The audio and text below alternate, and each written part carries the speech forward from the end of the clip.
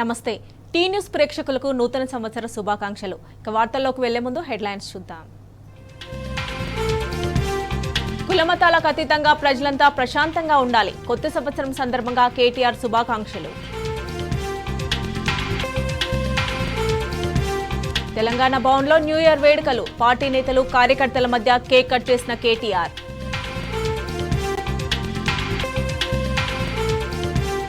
ఏడాది దాటినా మంత్రివర్గ విస్తరణ ఊసెత్తని సీఎం రేవంత్. రుసరుసలాడుతున్న మంత్రులు, కాంగ్రెస్ ఆశావాహులు.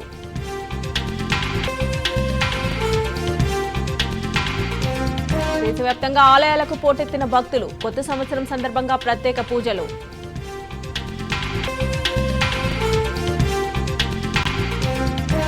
రాకెట్లా దూసుకుపోతున్న బంగారం ధరలు. ఏడాది తులం 90,000కు చేరుతుందని అంచనాలు.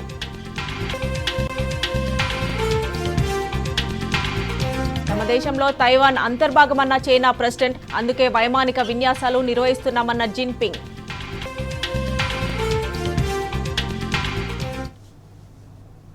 ఇక అప్డేట్ చూస్తే నూతన సంవత్సరం సందర్భంగా రాష్ట్ర వ్యాప్తంగా ఆలయాలకు భక్తులు పోటెత్తారు. తెల్లవారుజాము నుంచి ఆలయాలకు భక్తులు క్యూ కట్టారు. ఆయా ఆలయాల్లో ప్రత్యేక పూజలు చేస్తున్నారు. దేవుళ్లను దర్శించుకుని కొత్త సంవత్సరం మంచిగా ఉండాలని కోరుకుంటున్నారు. కొత్త ఏడాది శుభం కలగాలని ఇష్టదైవాన్ని దర్శించుకుని మొక్కులు చెల్లించుకుంటున్నారు. కొత్త సంవత్సరం తొలి రోజు బాగుంటే సంవత్సరం అంతా బాగుంటుందనే ఉద్దేశంతో కొందరు ఆలయాలకు వెళ్తున్నారు.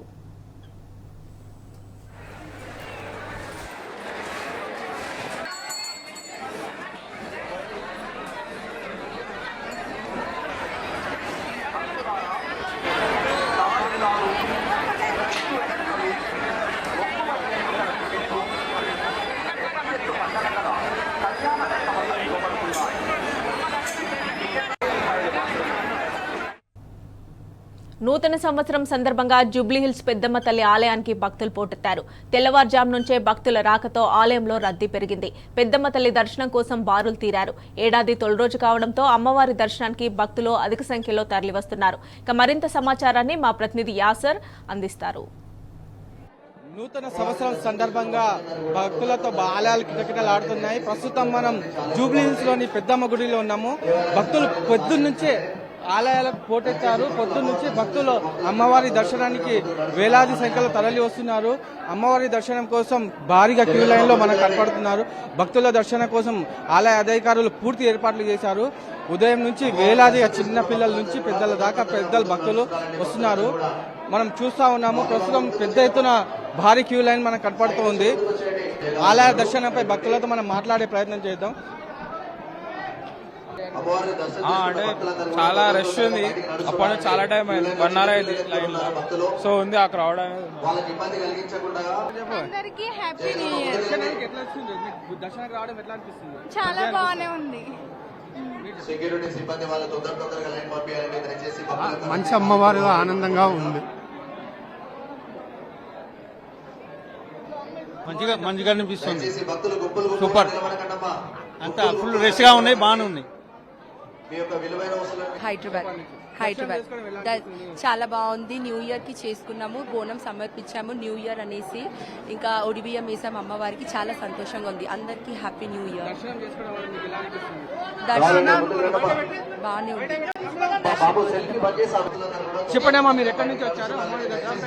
మేము నిజాంపేట నుంచి వచ్చాము. అమ్మవారి దర్శనం కోసం వచ్చాము. సో చీర మొక్కుంది, ఈ రోజు తీర్చుకుంటే మంచిదని చెప్పేసి వచ్చాము అనమాట. ప్రతి సంవత్సరం వస్తాం. థ్యాంక్స్ అండి. బాలాపూర్ నుంచి వచ్చాము. బాలాపూర్ వచ్చాము. లేదు, ఇదే ఫస్ట్ టైం రాదు. న్యూ ఇయర్ సెలబ్రేషన్ కోసం వచ్చాము. ఇప్పుడే ఫస్ట్ టైం వచ్చాము. అవును అవును, చాలా బాగుంది. పబ్లిక్ రెస్ట్ చాలా మంది ఉన్నారు. పబ్లిక్ చాలా ఎక్కువ రష్ ఉంది. చాలా ఎగ్జైటింగ్ గా ఉంది. అమ్మవారి ఫస్ట్ టైం వస్తున్నా. మేము ఫస్ట్ టైం వస్తున్నాము. మాది వీరభద్ర టెంపుల్ గొంతపల్లి నుంచి వస్తున్నాం. ఫస్ట్ టైం రావడము మాకు ఈ రోజు చూస్తుంటే చాలా ఎగ్జైట్ గా ఉంది. మేము ఎప్పుడు ఇలా చూడలే. ఈ మందిలో రావడం చాలా తృప్తిగా ఉంది మాకైతే. మేము నాగోలండి, నాగోల్ నుంచి వస్తున్నాం. అమ్మవారి దర్శనం కోసం వచ్చినాము. మా మనవరాలు పుట్టింది. ఫస్ట్ టైం ఈ ఆలయంకి వచ్చినాము. చాలా మంచిగా అనిపిస్తుంది అండి. మాకు నెక్స్ట్ ఇయర్ వరకు మాకు మనవాడు కావాలని కోరుకుంటున్నాండి.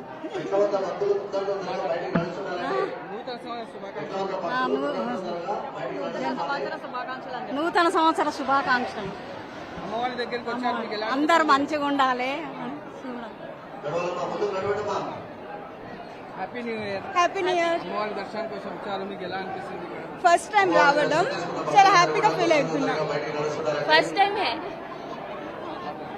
హ్యాపీ న్యూ ఇయర్ అండి. అమ్మవారి దర్శనానికి వచ్చిన చాలా బాగుంది. ప్రతి సంవత్సరం వస్తుంటారు ఇక్కడ? ప్రతిసారి వస్తాం, అమ్మవారి దర్శనం కంపల్సరీ ప్రతి ఏడాది వస్తాం, దర్శనం చేసుకుంటాం. అమ్మవారి చాలా బాగుంటుంది. దర్శనం చేస్తున్నాం, మీకు ఎలా అనిపిస్తుంది? దర్శనం కోసం వచ్చి దూరం నుంచి వచ్చి కదా, మీకు ఎలా అనిపిస్తుంది? మంచిగా అనిపిస్తుంది, చాలా బాగా అనిపిస్తుంది. ఏం కోరుకుంటున్నారు అమ్మవారిని? అందరం బాగుండాలా, నూతన సంవత్సరం సందర్భంగా అందరం బాగుండాలి, అందరి ఆరోగ్యాలు బాగుండాలా. ఈ అరేంజ్మెంట్స్ కొంచెం మంచి చేస్తే అయిపోయేది. మేము అనుకున్న పనులు కావాలనేసి కోరుకుంటున్నాము. అయితే కూడా అమ్మవారి దగ్గరకు వస్తాయి నమ్మకం.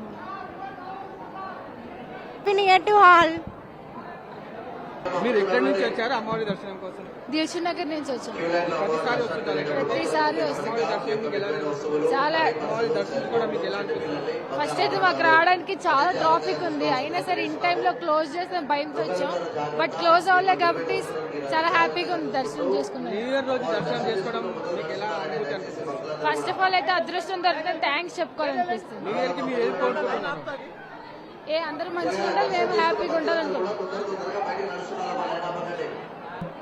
కొత్త ఏడాది సందర్భంగా జూబ్లీహిల్స్ పెద్దమ్మ తల్లి దర్శించుకోవడం సంతోషంగా ఉందని భక్తులు అంటున్నారు. మరోవైపు నగర వ్యాప్తంగా నుంచి కాకుండా జిల్లాల నుంచి భక్తులు ఇక్కడికి తరలివచ్చి అమ్మవారిని దర్శనం చేసుకుంటున్నారు. వీడియో జర్నలిస్ట్ విజయ్తో యాసర్ టీ న్యూస్, హైదరాబాద్. యాదగిరిగుట్టకు భక్తులు పోటెత్తారు. న్యూ ఇయర్ కావడంతో ఉదయం నుంచే బారులు తీరారు. లక్ష్మీ నారసింహుని దర్శించుకోవడానికి క్యూ కట్టారు. తెల్లవారుజామున స్వామివారికి సుప్రభాతం, ఆరాధన, అర్చనలు, అభిషేకం నిర్వహించనున్నారు.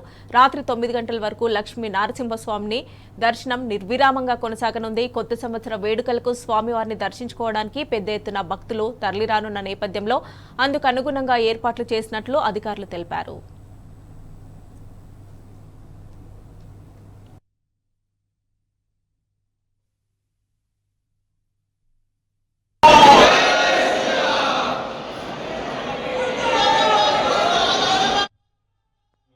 సందర్భంగా శ్రీ యాదగిరి లక్ష్మణస్వామి వారి తరఫున అందరికీ శుభాకాంక్షలు తెలియజేస్తున్నాం. భక్తులు విపరీతంగా స్వామివారి దర్శనానికి వస్తున్నారు. వారందరికీ కూడా తగు ఏర్పాట్లు చేయడం అయింది. ఈ రోజు నుంచి ముఖ్యంగా వికలాంగులు, చంటి పిల్లల తల్లులు, వయోవృద్ధులకు కొంత సమయం కేటాయించి వాళ్ళకి ఆ సమయంలో దర్శనం చేయించాలని దేవస్థానం తీర్మానించుకొని దానికి సంబంధించి ఏర్పాట్లు కూడా చేశాం. ప్రతిరోజు ఉదయం 11 గంటల నుంచి 11:30 మధ్యలో వీళ్ళకి స్పెషల్గా దర్శనం చేపిస్తాం. వీళ్ళు కూర్చోడానికి కూడా ఏర్పాట్లు చేస్తాం మహాద్వారం దగ్గర. అదేవిధంగా సాయంత్రం 5 గంటల నుంచి 5:30 మధ్యలో వీళ్ళకి అవకాశం ఉంది కాబట్టి ఈ అవకాశాన్ని వీళ్ళు వినియోగించుకుంటే బాగుంటుంది. అంటే మిగతా టైంలో వస్తే ఈ రష్లో వాళ్ళు ఇబ్బంది పడుతున్నారని గమనించిన తర్వాత నూతన సంవత్సరం సందర్భంగా ప్రభుత్వం అందరికీ అన్ని సౌకర్యాలు, భగవంతుని దర్శించుకోవడానికి అందరికీ అవకాశం కల్పించాలనే ఉద్దేశంతో ఉంది. కాబట్టి మనం కూడా మన దేవస్థానం తరఫున మార్నింగ్ 11 to 11:30 మధ్యలో, అంటే వాళ్ళు 10:30కి వచ్చినా సరే వాళ్ళు కూర్చోడానికి మహాద్వారం దగ్గర స్పెషల్ అరేంజ్మెంట్ చేసాం. 10:30కి వచ్చినా వాళ్ళు అక్కడ కూర్చొని 11 కాగానే అప్పటి లైన్లో ఆపేసి వీళ్ళని స్పెషల్గా దర్శనం చేపిస్తాం 11 to 11:30 మధ్యలో. ఈవినింగ్ కూడా సేమ్, వాళ్ళు 4:30కి వచ్చి కూర్చున్నా కానీ 5 to 5:30 మధ్యలో వచ్చిన వాళ్ళందరినీ కూడా దర్శనం చేయించి పంపించేసాక ఏర్పాట్లు తీసుకొని ఇది ఈ సంవత్సరం తీసుకుని. అదేవిధంగా కొండపైన ఈ వారంలోనే కొత్తగా ఆసుపత్రిని పునఃప్రారంభిస్తాం. ఇంత గతంలో ఉండేది ఆసుపత్రి యాదగిరిగుట్ట చాలా చిన్న ఊరున్నప్పుడే ఈ కొండ మీద ఆసుపత్రి ఉండేది.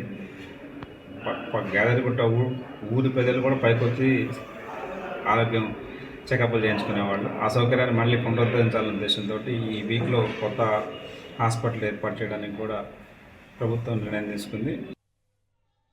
ఇక కొత్త సంవత్సరం సందర్భంగా వరంగల్లోని భద్రకాళి ఆలయానికి భక్తులు పెద్ద సంఖ్యలో తరలివచ్చారు. అమ్మవారిని దర్శించుకుని మొక్కులు తీర్చుకుంటున్నారు. నూతన సంవత్సరంలో అన్ని శుభాలు కలగాలని, ఏ ఆటంకాలు రాకుండా ఆశీర్వదించాలని భక్తులు పూజలు చేస్తున్నారు. తెల్లవారుజాము నుంచే భద్రకాళి అమ్మవారి దర్శనానికి భక్తులు పెద్ద సంఖ్యలో తరలివచ్చారు. ఎలాంటి ఇబ్బందులు తలెత్తకుండా ఆలయ అధికారులు ఏర్పాట్లు చేశారు.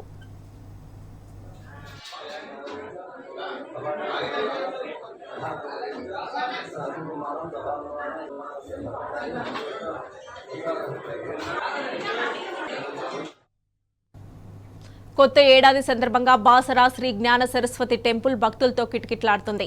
సరస్వతి అమ్మవారి దర్శనానికి భక్తులు బారులు తీరారు. అమ్మవారి దర్శనానికి గంటకు పైగా సమయం పడుతుంది. చిన్నారులకు ఆలయ పూజారులు అక్షరాభ్యాసం చేస్తున్నారు.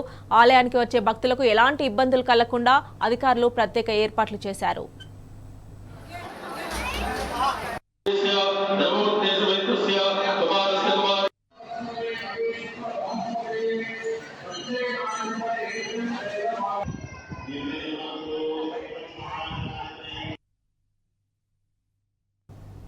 రంగారెడ్డి జిల్లా మోయినాబాద్ మండలం చిలుకూరు బాలాజీ దేవాలయానికి భక్తులు పోటెత్తారు. నూతన సంవత్సరం సందర్భంగా భక్తులు భారీగా తరలివచ్చి స్వామివారిని దర్శనం చేసుకుంటున్నారు. ఇక భక్తులకు ఎలాంటి ఇబ్బందులు తలెత్తకుండా ఆలయ నిర్వాహకులు అన్ని ఏర్పాట్లు చేశారు. పోలీసులు సైతం పటిష్ట బందోబస్తు ఏర్పాటు చేశారు. భక్తుల రద్దీని దృష్టిలో ఉంచుకొని నెల రోజుల ముందు నుంచే ఏర్పాట్లు చేసినట్లు ఆలయ ప్రధాన అర్చకులు రంగరాజన్ తెలిపారు. శ్రీ వెంకట నివాసాయ శ్రీనివాసాయ మంగళం. ఇవాళ ధనుర్మాసంలో 17వ రోజు. విశేషమైన ఆశీర్వాదం, భగవంతుడి అపారమైన అనుగ్రహం భక్తులందరిపైన వర్షించాలని నూతన ఆంగ్ల సంవత్సర ప్రారంభం రోజు ఇవాళ జనవరి 1. నూతన ఆంగ్ల సంవత్సర శుభాకాంక్షలు కూడా ఈ ధనుర్మాసంలో మీకు చేరాలని, మీ అందరికీ కూడా భగవంతుడు అపారమైన అనుగ్రహాన్ని వర్షించాలని మనస్ఫూర్తిగా ప్రార్థిస్తున్నాము. చిలుకూరు బాలాజీ వెంకటేశ్వర స్వామి దేవాలయంలో ఎప్పుడూ ఉండేటట్టుగా జనవరి 1కి ఉండేటటువంటి భక్తుల సంఖ్య విపరీతంగా ఉంది. ఇవాళ కూడా దానికి అనుగుణంగా ఒక నెల నుంచే ప్రణాళికబద్ధంగా ఏర్పాట్లు చేయడం జరిగింది. దానికి గట్టి బందోబస్తు మన పోలీసు వ్యవస్థ ఇస్తున్నది. డీసీపీ శ్రీనివాస్ గారు, మా మొయినాబాద్ సిఐ పవన్ కుమార్ రెడ్డి గారి ఆధ్వర్యంలో 90 మంది ఉన్నారు. లా అండ్ ఆర్డర్ 5 జోన్ల నుంచి పోలీసుని ఇక్కడ డిప్యూట్ చేశారు. ట్రాఫిక్ వాళ్ళు కూడా చాలా సహకరిస్తున్నారు. ఏ విధమైన ఇబ్బందులు భక్తులకు కలగకుండా అన్ని ఏర్పాట్లు చేయడం జరిగింది. నూతన సంవత్సరంలో ప్రజలంతా సుఖ సంతోషాలతో ఉండాలని బీఆర్ఎస్ వర్కింగ్ ప్రెసిడెంట్ కేటీఆర్ ఆకాంక్షించారు. తెలంగాణ భవన్లో జరిగిన న్యూ ఇయర్ వేడుకల్లో కేటీఆర్ పాల్గొన్నారు. కేక్ కట్ చేసి పార్టీ శ్రేణులకు నూతన సంవత్సర శుభాకాంక్షలు తెలిపారు. ఈ సందర్భంగా పార్టీ 2025 క్యాలెండర్ను కేటీఆర్ ఆవిష్కరించారు. పార్టీ అధినేత కేసీఆర్ నాయకత్వంలో ఈ ఏడాది మరిన్ని విజయాలు సాధిస్తామన్నారు. కేసీఆర్ తిరిగి తెలంగాణ సీఎం కావాలన్న కోరికతో తామంతా పనిచేస్తున్నామన్నారు కేటీఆర్. ఈ కార్యక్రమంలో మండలిలో ప్రతిపక్ష నేత మధుసూదనాచారి, రాజ్యసభ సభ్యులు సురేష్ రెడ్డి, మాజీ మంత్రులు, ఎమ్మెల్యేలు, ఎమ్మెల్సీలు సహా ముఖ్య నేతలు పెద్ద సంఖ్యలో కార్యకర్తలు హాజరయ్యారు.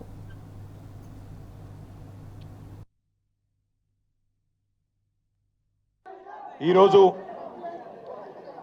ఆంగ్ల నూతన సంవత్సరం మొదటి రోజు తెలంగాణ భవన్కు విచ్చేసి భారత రాష్ట్ర సమితి నాయకత్వం మొత్తం ఇక్కడ కొలువుదీరి మనందరం మనస్ఫూర్తిగా కాంక్షిస్తున్నది, కోరుకుంటున్నది ఒకటే. పెద్దలు, మన పార్టీ అధ్యక్షులు, తెలంగాణ తొలి ముఖ్యమంత్రి, చావు నోట్లో తలబెట్టి తెలంగాణ సాధించిన నాయకుడు కేసీఆర్ గారు తిరిగి తెలంగాణకు ముఖ్యమంత్రి కావాలని ఒకే ఒక్క కోరికతో మనందరం కూడా గట్టిగా పనిచేస్తూ ఉన్నాం. తప్పకుండా ఈ సంవత్సరం కేసీఆర్ గారి నాయకత్వంలో మన పార్టీ మరిన్ని విజయాలు నమోదు చేయాలని, తెలంగాణ ప్రజల ఆశీస్సులు తిరిగి పూర్తి స్థాయిలో పొందాలని, దానిలో భాగంగా మనకు ఎదురయ్యే చిన్న చిన్న చికాకులు, చిన్న చిన్న అడ్డంకులు, వాటన్నిటినీ ఎదుర్కొనే శక్తి ఆ భగవంతుడు మీ అందరికీ ప్రసాదించాలని, అదేవిధంగా మీరందరూ కూడా మీ కుటుంబాలతో సుఖ సంతోషాలతో ఈ సంవత్సరం అంతా కూడా ఉండాలని మనస్ఫూర్తిగా కాంక్షిస్తూ, తెలంగాణ ప్రజలకు కూడా భారతదేశంలోని అందరికి కూడా మంచిగా జరగాలి, కులాలకు మతాలకు అతీతంగా ఎట్లాంటి ఇబ్బందులు లేకుండా, ఎట్లాంటి చికాకులు లేకుండా ఈ దేశం, ఈ రాష్ట్రం ఎల్లవేళలా ప్రశాంతంగా ఉండాలని మనస్ఫూర్తిగా కాంక్షిస్తూ ఈరోజు ఇక్కడికి పెద్ద ఎత్తున తరలి వచ్చిన మీ అందరికీ మనస్ఫూర్తిగా ధన్యవాదాలు, నమస్కారాలు. జై తెలంగాణ, జై కేసీఆర్. సూర్యాపేట జిల్లా కేంద్రంలో నూతన సంవత్సర వేడుకలు ఘనంగా జరిగాయి. అరవిందమాత ధ్యాన కేంద్రంలో నిర్వహించిన సామూహిక ధ్యానంలో మాజీ మంత్రి జగదీష్ రెడ్డి పాల్గొన్నారు. అనంతరం ఎమ్మెల్యే క్యాంపు కార్యాలయంలో ప్రజలను కలిశారు. ఈ సందర్భంగా బీఆర్ఎస్ శ్రేణులు, ప్రజలు జగదీష్ రెడ్డికి శుభాకాంక్షలు తెలిపారు.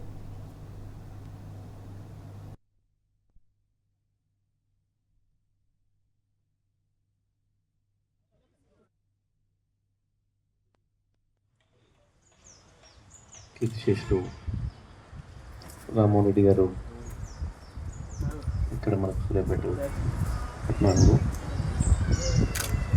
అందుబాటులోకి తీసుకొచ్చిన ఈ మాతా అరవిందుల వారి కేంద్రంలో 40 సంవత్సరాలుగా నిరాఘాటంగా ఈ ధ్యాన కార్యక్రమాన్ని విజయవంతంగా కొనసాగిస్తూ 41వ సంవత్సరంలోకి అడుగుపెట్టిన సందర్భంగా నిర్వాహకులకు అందరికీ ముందుగా ధన్యవాదాలు తెలియజేస్తూ మాతా అరవిందుల వారి సందేశాన్ని కూడా ఇప్పుడే జాగ్రత్తగా వినిపించారు. పాత వాటన్నిటి నుంచి దూరంగా వస్తూ కొత్త భవిష్యత్తును నిర్ణయించుకుని కొత్త ఆలోచనలతోనే ఆశాజనకంగా ముందుకు పోవాలని చెప్పి అమ్మవారి సందేశంగా మనకి అరవిందుల వారి సందేశంగా మనకి ఏదైతే ఇప్పించారో దాని పట్ల అందరం కూడా దాన్ని ఆచరిస్తూ పాటిస్తూ సూర్యాపేట పట్టణ భవిష్యత్తుకు కానీ నియోజకవర్గ భవిష్యత్తుకు కానీ తెలంగాణ రాష్ట్ర భవిష్యత్తుకు కానీ ప్రపంచ మానవాళి కొరకు అందరి కొరకు అమ్మవారి అరవిందుల వారి సందేశం ఉంది కాబట్టి వారి సందేశాన్ని తీసుకొని ముందుకు పోదామని చెప్పి తెలియజేస్తూ ఇక్కడ వచ్చిన మిత్రులకి అందరికీ కూడా నూతన సంవత్సర శుభాకాంక్షలు. న్యూ ఇయర్ వేడుకల సందర్భంగా పోలీసులు డ్రంక్ అండ్ డ్రైవ్ తనిఖీలు నిర్వహించారు. కొత్త ఏడాదికి స్వాగతం పలికే జోష్లో మద్యం తాగి రోడ్డెక్కి పోలీసులకు పట్టుబడ్డారు. రాత్రి హైదరాబాద్లో డ్రంక్ అండ్ డ్రైవ్ కేసులు 1000 మార్కు దాటేశాయి. అర్ధరాత్రి దాదాపు 1184 మందిపై కేసులు నమోదయ్యాయి. డ్రంక్ అండ్ డ్రైవ్ తనిఖీల్లో విధులు నిర్వహిస్తున్న పోలీసులతో కొందరు వాగ్వాదానికి దిగారు. బ్రీత్ అనలైజర్ టెస్టులకు సహకరించకుండా గొడవకు దిగారు. న్యూ ఇయర్ వేడుకలో మద్యం సేవించి రోడ్లపైకి రావద్దని పోలీసులు ముందుగానే హెచ్చరించారు. మందుబాబులు పోలీసుల హెచ్చరికలను పట్టించుకోకుండా మందు తాగి రోడ్ల మీదకు వచ్చి పోలీసులకు చిక్కారు. ఎలాంటి అవాంఛనీయ ఘటనలు జరగకుండా ముందస్తు చర్యలు చేపట్టారు. ఎక్కడికక్కడ వాహనాలను ఆపి తనిఖీలు నిర్వహించారు. న్యూ ఇయర్ సెలబ్రేషన్స్ లో భాగంగా రాత్రి పోలీసులు నిర్వహించిన తనిఖీల్లో ఏకంగా 1184 డ్రంక్ అండ్ డ్రైవ్ కేసులు నమోదయ్యాయి. ఈస్ట్ జోన్లో అత్యధికంగా 236 కేసులు నమోదయ్యాయి. సౌత్ ఈస్ట్ జోన్లో 192, వెస్ట్ జోన్లో 179 కేసులు, సౌత్ వెస్ట్ జోన్లో 179, నార్త్ జోన్లో 177, సెంట్రల్ జోన్లో 102 కేసులు నమోదయ్యాయి. డ్రంక్ అండ్ డ్రైవ్ టెస్టుల్లో భాగంగా బ్రీత్ అనలైజర్ టెస్టుల్లో రీడింగ్లు రికార్డు స్థాయికి చేరుకున్నాయి. పంజాగుట్ట పోలీస్ స్టేషన్ పరిధిలో ఓ వ్యక్తికి నిర్వహించిన టెస్టులో రీడింగ్ 550 పాయింట్స్ నమోదు కావడంతో పోలీసులు ఆశ్చర్యానికి గురయ్యారు.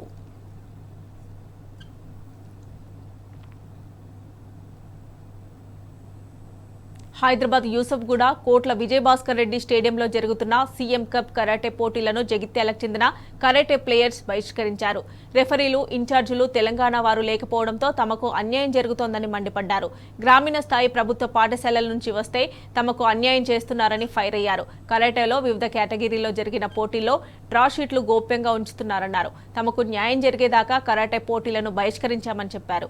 తెలంగాణ సీఎం కప్ కాదు, ఆంధ్ర సీఎం కప్లా పోటీలున్నాయని క్రీడాకారులు విమర్శించారు.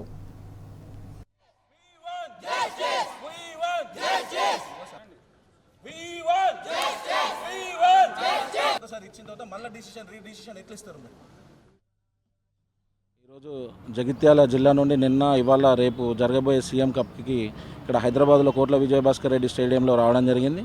ఈ స్టేడియంలో సీఎం కప్ అని పల్లె నుండి ప్రపంచ స్థాయికి అని చెప్పి గవర్నమెంట్ పెట్టడం జరిగింది. ఉద్దేశం మంచిదైనప్పటికీ ఇక్కడ జరిగేది పూర్తిగా విరుద్ధంగా ఉన్నది. ఎక్కడికి వెళ్ళి వచ్చినా కానీ, ఏ ప్రాంతంకి వెళ్ళి వచ్చినా కానీ, కింది స్థాయి నుంచి వెళ్ళి వచ్చినా కానీ కూడా వాళ్ళని ఇక్కడ వాళ్ళు ఎవరైతే గెలవాలో ఫస్టే డిసైడ్ అయిపోయినారు. ఏ టీంలో ఎవరు గోల్డ్ కొట్టాలి, ఎవరు ఏం చేయాలని ఫస్టే కుమ్మక్కైపోయి దాని ప్రకారమే నడుస్తూ ఉన్నది. గోల్డ్ వాళ్ళే మాత్రమే కొడతారు, ఇంకా ఏ ప్లేయర్ కొట్టకుండా చేస్తున్నారు. వాళ్ళు అనుకున్న టీమే, కొన్ని జిల్లాలు ఉన్నాయి, వాళ్ళు అనుకున్నారు, ఫిక్స్ అయిపోయారు, మ్యాచ్ ఫిక్సింగ్ చేస్తున్నారు. ఇక్కడ ఈ పాప ఉన్నది, ఈ పాప పేరు శ్రీజ, ఫైనల్లో ఆడింది. వాళ్ళ ఇష్టరాజ్యంగా వాళ్ళు డిసిషన్ తీసుకున్నారు. అప్పుడు మేము అడిగినప్పుడు వాళ్ళు రెస్పెక్ట్ చేయాలి, referee decision is final decision అన్నారు. ఈ స్టేడియం ఇన్ఛార్జ్ కూడా అలెక్స్ గారు కూడా మీటింగ్ పెట్టి చెప్పడం జరిగింది. Referee decision is final decision, ఎవరు చేయొద్దు అని అన్నారు. ఫస్ట్ రౌండ్ నుండి మా పాప ఫస్ట్ రౌండ్ స్టార్ట్ గర్ల్స్లో 14-15 ఇయర్స్ నుంచి తొండే జరుగుతుంది.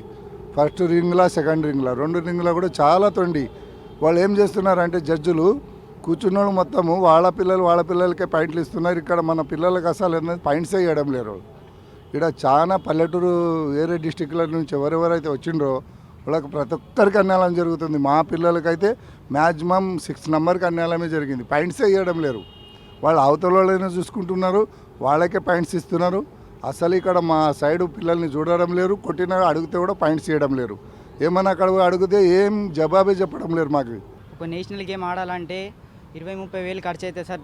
అది ఆ డబ్బును పెట్టుకునే స్తోమత లేక మేము ఇలాంటి గవర్నమెంట్ గేమ్స్ కొరకు మేము వెయిట్ చేస్తే సంవత్సరాల కొద్ది మేము ప్రాక్టీస్ చేసుకుంటా ఎక్కడో పల్లెటూళ్ళల్లో ప్రభుత్వ పాఠశాల నుంచి మేము పట్నం వస్తే ఇక్కడ రాంగ్ డెసిషన్స్ జడ్జిమెంట్ మొత్తము వేరే విధంగా చేసుకుంటా లాస్ట్ ఫైనల్స్ రాగానే వాళ్ళ స్టూడెంట్ ఎవరైతే ఈ డోజోని ఆర్గనైజ్ చేసిరో వాళ్ళ స్టూడెంట్నే ఫైనల్స్కి తీసుకొచ్చి విన్ చేస్తున్నారు.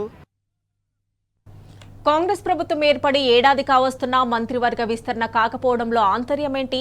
కేబినెట్లో ఉన్న 6 ఖాళీలను భర్తీ చేయకపోవడంలో ఏమైనా మర్మముందా? కేబినెట్ విస్తరణ జాప్యానికి మంత్రులే కారణమన్న భావనలో ఆశావాహులున్నారా? మంత్రులు వర్సెస్ ముఖ్యమంత్రి వర్గాల లీకులపై కాంగ్రెస్ వర్గాల్లో హాట్ టాపిక్ గా చర్చ జరుగుతోంది.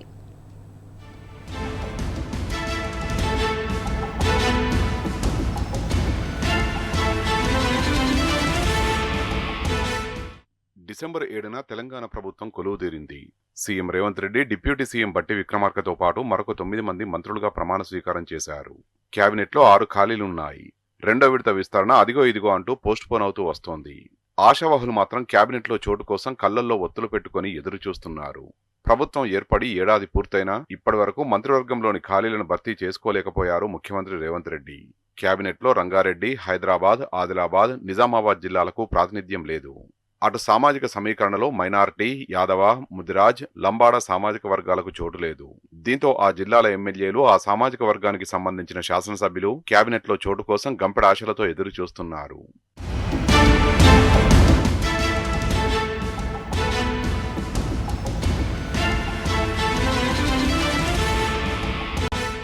మంత్రివర్గ విస్తరణకు తీవ్ర పోటీ కారణం ఒకటైతే, మంత్రులు విస్తరణకు మోకాలడ్డుతున్నారనేది మరొక కారణమట. మంత్రివర్గ విస్తరణ విషయంలో 6 ఖాళీలను భర్తీ చేయకపోయినా 3 లేదా 4 మంత్రి పదవుల భర్తీ విషయంలో స్పష్టత ఉన్నప్పటికీ సీఎం రేవంత్ రెడ్డి కేబినెట్ విస్తరణ చేయలేకపోతున్నారట. అందుకు అధిష్టానం వద్ద మంత్రుల బ్రేక్లే కారణమన్న చర్చ కూడా ఉంది. ప్రస్తుతం ఒక్కో మంత్రి వద్ద 2 నుండి 3 శాఖలు ఉన్నాయి. విస్తరణ జరిగితే మంత్రుల వద్ద ఉన్న శాఖల్లో కోత పడుతుందనే విస్తరణకు మంత్రులు బ్రేకులు వేస్తున్నారన్న టాక్ ఉంది. ఈ విషయం తెలిసిన ఆశావహులు మంత్రులపై గుర్రుగా ఉన్నారట.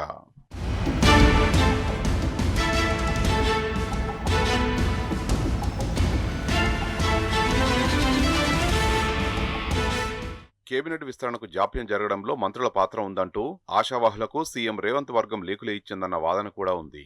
అందుకు ముఖ్యమంత్రి దగ్గర కీలకమైన శాఖలు ఉన్నాయి. విస్తరణ జరిగితే సీఎం వద్ద ఉన్న కీలక శాఖలు సైతం నూతన మంత్రులకు అప్పగించాల్సి ఉంటుంది.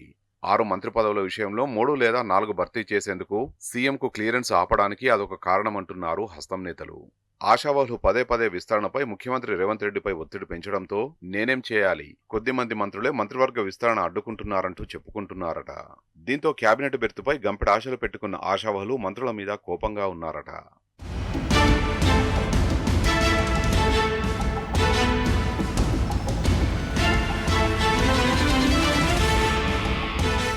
కారణాలు ఏమైనా మంత్రివర్గ విస్తరణ ఏడాదిగా వాయిదా పడుతూ వస్తోంది.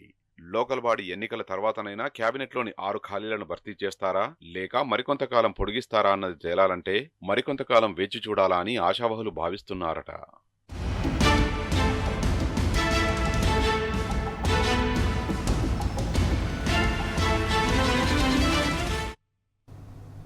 సవాలక్ష సవాళ్ల మధ్య రాష్ట్ర బడ్జెట్ కోసం కసరత్తు మొదలైంది. ఈ నెల 4 వరకు అన్ని వివరాలతో కూడిన అంచనాలను పంపించాలని ఆర్థిక శాఖ ఆదేశించింది. సవరించిన బడ్జెట్ అంచనాలను సైతం పంపించాలని ఉత్తర్వుల్లో స్పష్టం చేశారు. మరోవైపు ప్రస్తుత ఆర్థిక సంవత్సరం అంచనాలను అందుకోవడంలో రాష్ట్ర సర్కార్ విఫలమైందన్న విమర్శలు వస్తున్నాయి. ఆర్థిక క్రమశిక్షణలేమి, స్వీయ ఆర్థిక విధానాలను పాటించకపోవడమే దీనికి కారణమంటున్నారు ఆర్థిక నిపుణులు.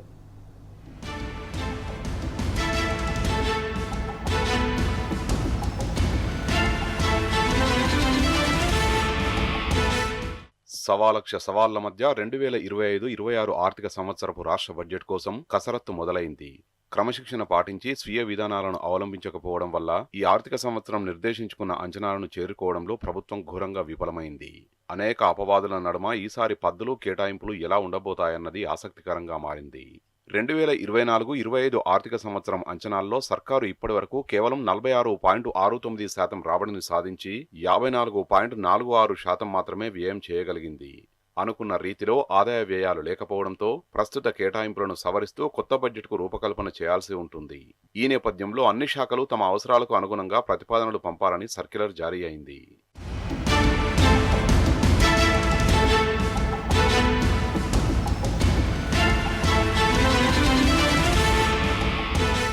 ఫిబ్రవరి 1న కేంద్రం పార్లమెంటులో వార్షిక బడ్జెట్ ప్రవేశపెట్టిన తర్వాత రాష్ట్ర బడ్జెట్ ఉంటుందన్న విషయం తెలిసిందే.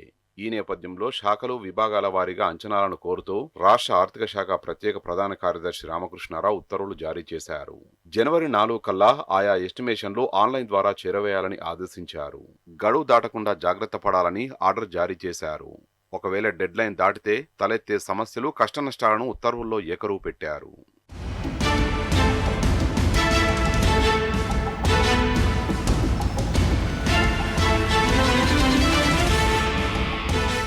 అంచనాలన్నీ సిద్ధమయ్యాక ఆర్థిక శాఖ కార్యదర్శి లేదా హెచ్ఓడికి ఒక కాపీ, ఆ శాఖలోని ఎస్టిమేట్స్ సెక్షన్కు మరో కాపీని పంపాలని సైతం ఆర్డర్స్లో సూచించారు. ప్రతి శాఖ అంచనాలు ప్రతిపాదనల్లో ఉద్యోగుల వేతనాలు, అలవెన్సులు, డిఏ, మెడికల్ రియంబర్స్మెంట్, మధ్యంతర భృతి, లీవ్ ఎన్కాష్మెంట్, ఇంటి అద్దె, ట్రావెల్ అలవెన్స్ లాంటి వివరాలన్నీ విడివిడిగా ఉండాలని ప్రత్యేకంగా పేర్కొన్నారు. క్యాడర్ స్ట్రెంత్, ఆర్థిక శాఖ ఇచ్చిన అనుమతులు, పదోన్నతుల ద్వారా ఏర్పడిన ఖాళీలు, కొత్తగా భర్తీ అయ్యే పోస్టులు, జీతానికి అదనంగా ఇస్తున్న ప్రోత్సాహకాలు, అందుకు ఇచ్చిన అనుమతుల్లాంటి సమాచారాన్ని సైతం పొందుపరచాలని సూచించారు. ఆఫీసు నిర్వహణకు అవసరమయ్యే ఎస్టాబ్లిష్మెంట్ ఖర్చులో కరెంటు బిల్లు, భవనం అద్దె, నీటి ఛార్జీలు మొదలు అన్నింటినీ చేర్చాలని తెలిపారు. పన్నులు, ఇతర రూపాల్లో ఆయా శాఖలు ఆర్జించే ఆదాయాన్ని కూడా తెలియజేయాలని ఆదేశించారు.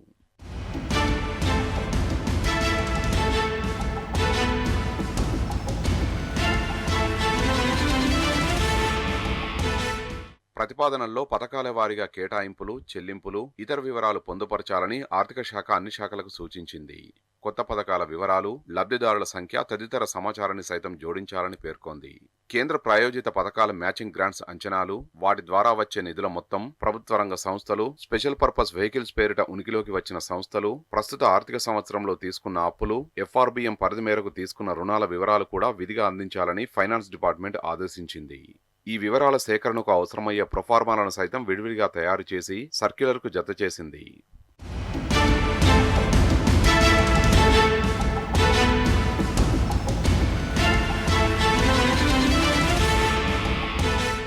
ఇదిలా ఉంటే 2024-25 ఆర్థిక సంవత్సరం నిర్దేశించుకున్న బడ్జెట్ అంచనాల్ని అందుకోవడంలో ప్రభుత్వం ఘోరంగా విఫలమైందనేది అపప్రద. కంట్రోలర్ అండ్ ఆడిటర్ జనరల్కు ప్రతి నెలా పంపే నివేదికలో ప్రభుత్వమే ఆ వివరాలను స్పష్టంగా పేర్కొంది. ఈసారి వివిధ మార్గాల ద్వారా రాష్ట్రానికి 2,21,242 కోట్ల రాబడి వస్తుందని ప్రభుత్వం బడ్జెట్లో పేర్కొనగా, నవంబర్ నాటికి దాంట్లో కేవలం 46.69% అంటే 1,03,300 కోట్ల ఆదాయం మాత్రమే సమకూర్చుకోగలిగింది. గతేడాదితో పోలిస్తే ఇది 7% తక్కువ. ఇక 2,54,431 కోట్లు వ్యయం చేయాల్సి ఉండగా కేవలం 54.46% అంటే 1,38,556 కోట్లు మాత్రమే ఖర్చు చేయగలిగింది సర్కారు. గత ఆర్థిక సంవత్సరంతో పోలిస్తే ఈసారి రాష్ట్ర ఆదాయ వ్యయాల శాతం గణనీయంగా పడిపోయింది. అందుకే ప్రస్తుత ఆర్థిక సంవత్సరానికి సవరించిన బడ్జెట్ అంచనాల వివరాల్ని సైతం విధిగా పంపాలని అన్ని శాఖలు, విభాగాలకు ఆర్థిక శాఖ స్పష్టమైన ఆదేశాలిచ్చింది. అయితే రేవంత్ ప్రభుత్వం ఆర్థిక క్రమశిక్షణ లేకపోవడం, స్వీయ ఆర్థిక విధానాల్ని పాటించకపోవడమే దీనికి కారణమంటున్నారు ఆర్థిక నిపుణులు.